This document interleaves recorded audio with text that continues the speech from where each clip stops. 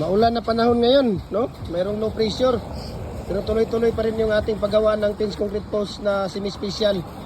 Yung 4x4 by 7 feet. Ayan, no? Diba? So, ang ganda, no? Pag maganda talaga ang molder, maganda din talaga ang labas ng ating Pins Concrete Post o Dragon Fruit Post. Diba? So, sa mga gustong mag-avail ng ating molder, message nyo lang ako.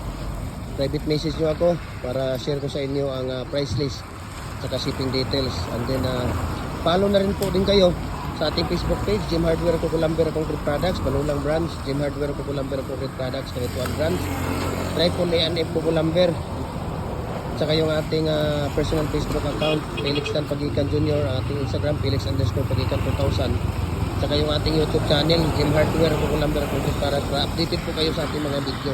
We can ship nationwide, no? Nagde-deliver tayo Luzon, Visayas, Mindanao. Sa ang sulok man kayo ng mundo, walang problema. Kayang abutin ng ating Libcap Super Express sa ating Docs Cargo. So, message nyo ako para share ko sa inyo prices at shipping details. 4x4 by 8 feet po ang standard size natin ng ating molder. Ito po ay 4x4 by 8 feet na fixed 4 holes po ito.